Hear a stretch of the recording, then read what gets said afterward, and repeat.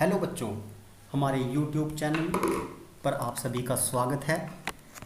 बच्चों, आज मैं आपको क्लास 7th के चैप्टर 5 पंडित रमाबाई के जीवन के बारे में बताऊंगा, जो इस चैप्टर में बताया गया है, और मैं इस संस्कृत का हिंदी में आपको अनुवाद करवाऊंगा। सबसे पहले मैं चाहूँगा कि जो इस चैप्टर के अंदर आपको वर्ड मीनिंग दिए गए हैं संस्कृत से हिंदी में, आप उन्हें एक बार रीड जरूर कर लें, क्योंकि उससे आपको आसानी रहेगी संस्कृत को समझने में। और जो भी आप स्टडी करें, जैसे यहाँ पर पहला शब्द है स्त्री शिक्षा क्षेत्र। स्त्री अलग कर लें, शिक्षा को अलग करें, क्षेत्र को अलग करें, तो आप समझ जाएंगे कि स्त्री की शिक्षा के क्षेत्र की यहाँ पर बात हो रही है। यदि आप इसके टुकड़े करके इसको स्टडी करेंगे तो आपको बहुत ही आसानी होगी, और यदि आप इसको एक साथ पढ़ना की कोशिश करेंगे तो आपकी इसमें मिस्टेक्स ज़्यादा रहेंगी। चलो शुरू करते हैं बच्चों। स्त्री शिक्षा क्षेत्र अग्रगण्या पंडित रमाबाई 1858 तमे खिदाष्टा जन्म अलबत कि जो स्त्री शिक्षा के क्षेत्र में पंडित रमाबाई का नाम भारत की विदुषी स्त्रियों में शामिल किया जाता है, और उनका जन्म 1858 ईस्वी में हुआ था। तस्य पिता, उनके पिता अनंत शास्त्री डोगरे थे। वह माता लक्ष्मीबाई आस्ताम, और जो माता थी उनका नाम था लक्ष्मीबाई। तस्मिन् काले स्त्री शिक्षाया स्थितियाँ चिंतनीय आसीत्। लड़कियों की शिक्षा उस समय में काफ़ी चिंतनीय थी, दयनीय दशा थी, क्योंकि पहले लड़की को जो शिक्षित करने पर कोई जोर नहीं दिया जाता था, उनसे अन्य काम करवाए जाते थे, और इसको काफ़ी अच्छा नहीं माना जाता था। स्त्रीणा कृते संस्कृत शिक्षण प्राय प्रचलित नास्ति, और संस्कृत की शिक्षा तो लड़कियों में बिल्कुल भी प्रचलित नहीं थी। किंतु डोगरे रूढ़िबद्धता धारणा प्रत्याज्य, परंतु जो रमाबाई के पिता थे उन्होंने इस धारणा को त्याग दिया। स्वपत्नी और अपनी जो पत्नी थी संस्कृत मध्यापत, उसको संस्कृत का पूर्णतः ज्ञान करवाया। एतदर्थ स समाजस्य प्रतारणाम अपि असहत, और उसे इस कारण से जो भारतीय समाज था उसकी आलोचना भी सहनी पड़ी। अनंतर रमा आपी स्वतु संस्कृत शिक्षा प्राप्त होती, और उसके बाद जो रमाबाई ने शिक्षा प्राप्त की संस्कृत की, वो अपनी माँ से ही प्राप्त की थी। तो ये 1858 की बात है, जब स्वतंत्रता संग्राम 1857 ईस्वी में हो चुका था। उस समय पर स्त्री शिक्षा कम ही दी जाती थी। काल क्रमेण रमाया पिता विप्रण सजात, और समय बीतने के साथ साथ रमाबाई के पिता निर्धन हो गए।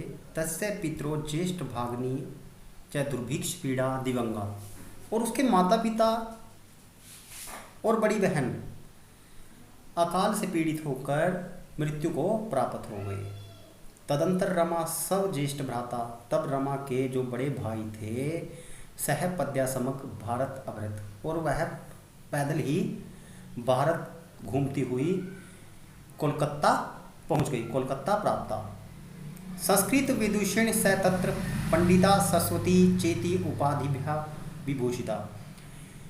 उनको कोलकाता में, जब वो कोलकाता में पहुंचे और लोगों ने देखा कि उन्हें संस्कृत का बहुत अच्छा ज्ञान है, तो रमाबाई को पंडिता और सरस्वती की उपाधियों से विभूषित किया गया। तथैव स ब्रह्म समाजेन प्रभाविता, वहाँ पर वह ब्रह्म समाज से काफ़ी प्रभावित हो गई, और उससे प्रभावित होकर उन्होंने वेदों का अध्ययन किया। हमारे 4 वेद हैं, और उन्होंने उन वेदों का अध्ययन किया। पश्चात स स्त्रीणा कृते वेदादीना शास्त्राणां शिक्षाए आंदोलन प्रभवति, और उन्होंने लड़कियों की शिक्षा के लिए फिर आंदोलन शुरू कर दिया। 1880 में उन्होंने विपिन बिहारी दास के साथ बांकीपुर न्यायालय में विवाह कर लिया। साधेक वर्षोपरांत अनंतर तस्य पति दिवंगत, और लगभग 1.5 वर्ष गुजरने के बाद उनके पति का देहांत हो गया। तो इसमें रमाबाई के जीवन के बारे में बताया गया है कि उनके साथ कैसे कैसे उनका जीवन उन्होंने गुजारा है।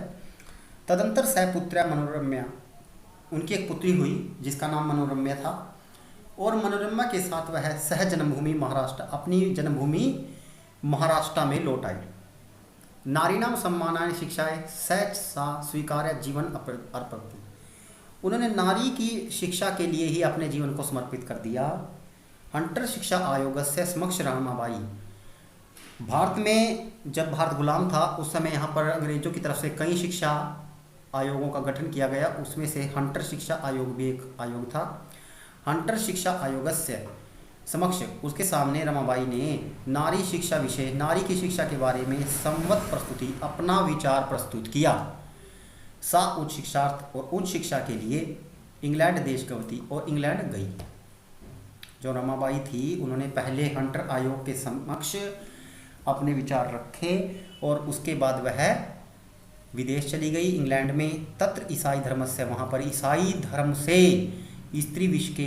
स्त्रियों के विषय में उत्तम विचारे, बड़े विचारों से प्रभावित जाता, वह बहुत प्रभावित हुई। क्योंकि भारत में तो स्त्री शिक्षा पूर्णतः प्रतिबंध थी, परंतु इंग्लैंड में ना लड़कियों को, स्त्रियों को पुरुषों के समान ही आदर सत्कार दिया जाता था। इससे रमाबाई बहुत ही अधिक प्रभावित हो गई। इंग्लैंड देशात रमाबाई अमेरिका देशाय गच्छम, इंग्लैंड से आने के बाद रमाबाई अमेरिका देश में गई। तत्र सा भारतस्य विधवा स्त्रीणाम सहायतार्थ अर्थ संचय अकरोत्, वहाँ पर उसने भारतीय स्त्री और विधवा स्त्रियों की सहायता के लिए, अर्थ मैंने धन का संचय के लिए प्रयास किए, अकरोध किए। भारत प्रत्यागमत, और फिर भारत आकर मुंबई नगर में शारदा सदन नाम की संस्था को स्थापित किया।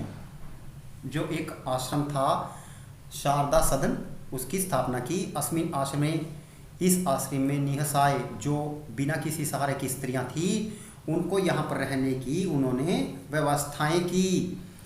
तत्र स्त्रियां मुद्रा टंकन, यहाँ पर स्त्रियों से उनको काम सिखाया गया छपाई का, और उनको स्पेशल प्रशिक्षण इनकी आश्रम में दिया जाने लगा, जिससे वे अपने स्तर पर इसमें कार्य करने लगी। परम इदम सदनम पुणे नगरे स्थानांतरम जातम, इसके पश्चात पुणे नगर के समीप ये सदन को पुणे नगर में परिवर्तन हो गया। इसके पश्चात तत् पुणे नगर से समीपे केडगाम नमामि स्थाने मुक्ति मिशन नामक संस्था है स्थापितम, उसके बाद इन्होंने केडगाम में मुक्ति मिशन नामक संस्था का स्थापना की।